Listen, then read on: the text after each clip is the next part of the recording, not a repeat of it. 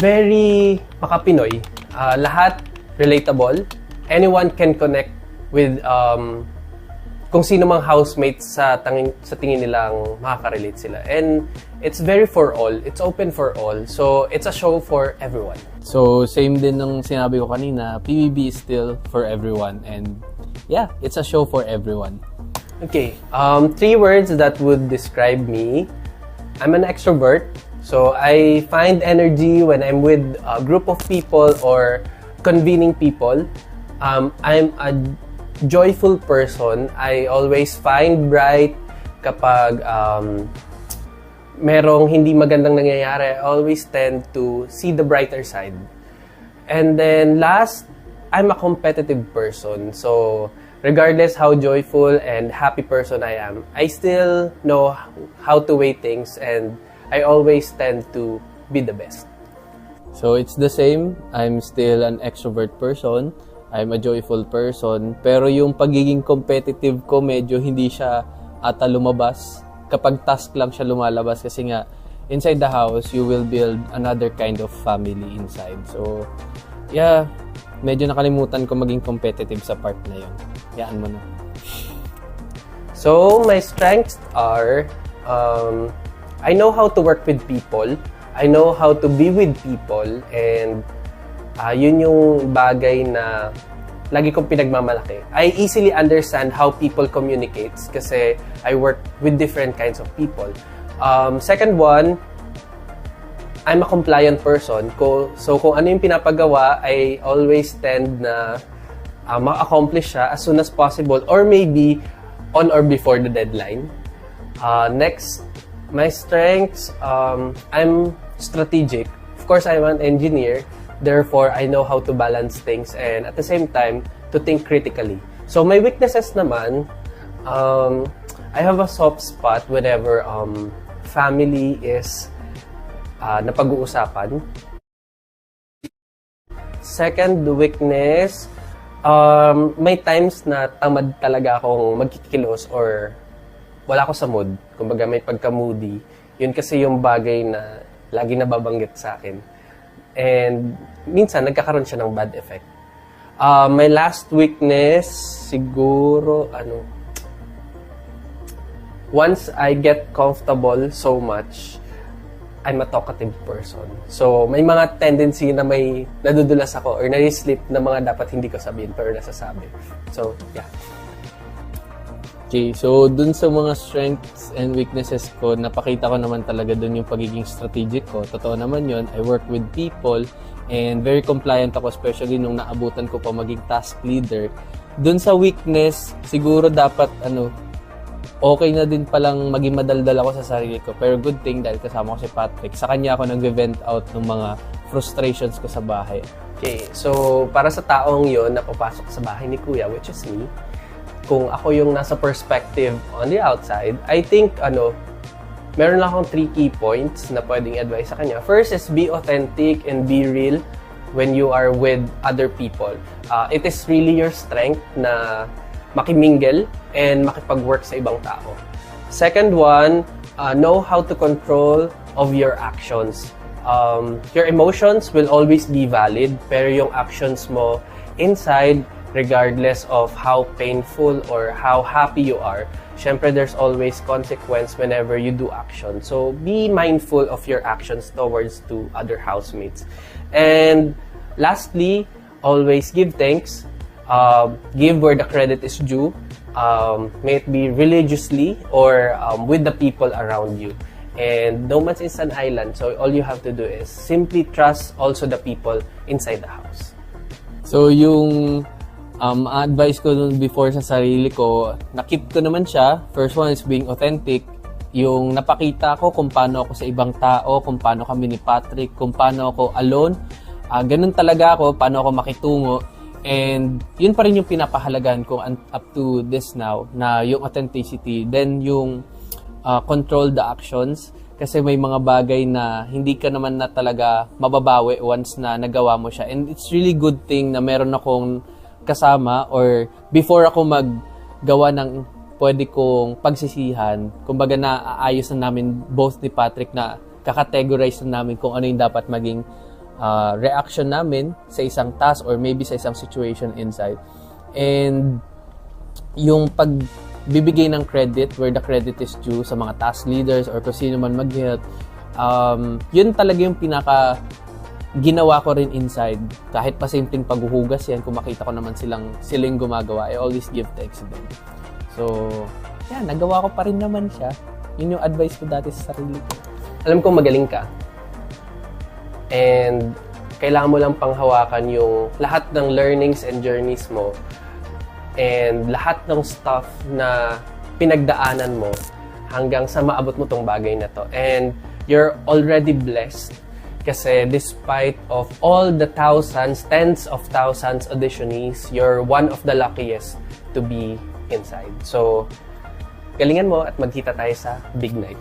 Ang ganda pala ng message ko bago ako pumasok. Yung be grateful sa blessing na dumating kasi hindi lahat na pagbibigyan ng opportunity to be part of Pinoy Big Brother, and I'm one of the luckiest sa thousands na nag-auditions, and yun yung isang baon ko up to this moment. Cute naman yung sinabi ko. Lahat naman ng housemates na pagsasabihan, lahat naman din ng mga naging part ng PBB na pagsasabihan ni Big Brother, I think looking forward din kasi ako mapagsabihan. Kasi I'm not perfect, of course, and may tendency na I can be loud and extreme, and I can be the most saddest person inside. But somehow, looking forward ako about kung ano matututunan ko rin directly kay Big Brother. Okay, so sa nare-remember ko sa experience sa inside and hoping na ma-experience at talaga na-experience ko, yung mapagalitan ni Big Brother, I don't think na tama ko na manifest yun, pero napagalitan kasi ako ni Kuya. Not once, but twice. Dahil sa tigas na rin ng ulo. So, that pala hindi ko siya sinabi. And lastly, syempre, lahat ng learnings ni Kuya, babaunin ko siya. Actually, baon ko siya. So, baon ko siya hanggang sa pagtanda ko. And ngayon, nasa outside world na. I miss you, Kuya. Legend. Yeah. Kasi na siya parang since bata pa ako, kumbaga patok na siya sa television until now. Pag sinabing PBB, parang lahat ng kabataan, kahit matanda, gusto makapasok at ma-experience yung loob ng bahay ni Kuya. Well, totoo naman, pag sinabing PBB, lahat talaga gustong pumasok at ma-experience. Pero ang na-realize ko din sa PBB is dapat once na gustuhin mong pumasok or pangarapin mo siya, dapat willing kang magpakatotoo sa loob ng bahay. Artistic, good listener, and motivator. Well, yung mga describe ko naman sa sarili ko nung time na yan, I think nagawa ko naman siya sa loob ng bahay. Yun yung pagiging artistic, siguro nagawa ko siya pagdating sa food. Yan. Naalala ko na nung time na parang wala na kaming makain sa loob ng bahay and wala na kaming magawang dessert, naisip kong gumawa ng cheese. Tapos, naalala ko lang yung time na nag-scroll ako sa FYP, tapos nakita kong para gumawa ng cheese. So, kumbaga, stock knowledge lang yung ginamit ko during that time. Ayun, yung next is yung pagiging good listener. Well, siguro kaya ako sinabing good listener ako kasi every time na may tinatanong akong tao or ini-interview, lagi kong tinitingnan lahat ng anggulo kung saan sila nanggagaling, kung bakit ganun yung attitude nila, kung bakit ganun sila nag-react. So, hindi ako basta-basta nanguhusga ng tao based lang sa unang impression. Kaya, lagi kong kinikilala muna hanggang sa doon ako mag-base kung anong klaseng tao sila. Yun. And yung pangatlo ko is motivator. Siguro kaya ako naging ganun kasi dati na rin akong hindi na-motivate. So, naalala ko nung time na lowest point ng buhay ko, feeling ko yun yung isa sa kailangan ko, yung may magmo-motivate sa akin and someone lang na makikinig sa akin, parang iaangat ako. So, binabalik ko lang kung ano yung na-experience ko sa ibang tao na, kailangan mong i-cheer up yung sarili mo kasi wala ding ibang tutulong sa'yo kundi sarili mo eh. So, siguro, yun yung naging part ko sa kanila na i-motivate sila and maniwala sa sarili nila. Siguro yung pagiging, hindi ko alam kung masasabi kong strength ko, yung pagiging happy-go-lucky. So, kahit saan ako mapuntang pressure or problema, nagagawa ko pa rin tingnan yung magandang side. And siguro yung weaknesses ko, isa dito yung takot talaga ako humarap sa maraming tao, especially pag nagsasalita. Lalo na yung big crowds, gano'n. Especially pag impromptu. And minsan, pag nawala ako sa momentum, nagdidire-diretso na, nawawalan ako ng gana. Well, yung sa strength and weaknesses ko, tama naman siya, pero siguro may mga nabago lang. Katulad nung isa sa weaknesses ko, yung takot nga akong humarap sa maraming tao at magsalita, especially pag impromptu. Pero nung pumasok ko sa bahay ni Kuya, actually nagulat din ako sa sarili ko na kaya ko palang hindi kabahan pag magsasalita ako, basta lagi lang siyang galing sa puso. Siguro ang mai-advise ko sa sarili ko ngayon sa loob ng bahay is that huwag kang matakot ipakita yung totoong ikaw.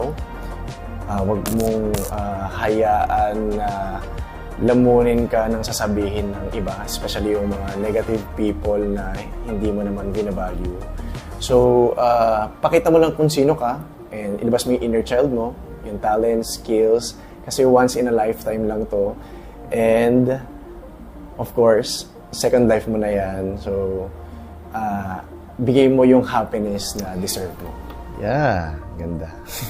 So, I think yung advice na nabigay ko sa sarili ko during that time, I think na take ko siya sa loob ng bahay ni Kuya. Yun nga yung pagiging totoo, yung wag matakot kung ano yung nararamdaman mo, kung kailangan mo mag-voice out ka. And of course, enjoyin yung experience sa bahay ni Kuya kasi yun nga, once in a lifetime lang siya. And kaya yun, nung lumabas kami sa loob ng bahay, somehow talagang kontento din ako kasi alam kong pinakita namin lahat na makakaya namin para makapag-inspire ng tao sa loob and especially sa mga nanonood ng PBB. Ayun, sana proud ka sa kung anong pinakita ko sa loob ng bahay. Sana na-maximize ko lahat ng talents and mga values ko. And sana mas nag-improve pa ako bilang tao. And sana mas minahal at mas nirespeto ko pa yung sarili ko. Of course, naging proud ako sa sarili ko sa journey namin sa PBB. And mas minahal ko pa yung sarili ko dahil ang dami kong natutunan eh. Kasi at first, very vulnerable ako, very emotional ako. Pero nung time na dumating si Ding Dong sa loob, and siya yung nag-guide talaga sa akin all throughout, and na-realize ko din na kaya ko pala maging technical, na kaya ko palang hindi pairalin yung emosyon, especially sa mga sitwasyon na mabibigat. Siguro yung gusto kong maalala sa journey ko sa PBB is yung mga pagsubok at yung mga struggles na malalagpasan ko. And of course, yung family and mga advice sa akin ni Kuya na tsak na madadala ko hanggang sa magkapamilya na ako and hanggang sa maabot ko na yung mga pangarap. Yun talaga yung mga naalala ko, yung mga struggles na pinagdaanan namin sa loob, especially nung 1 week.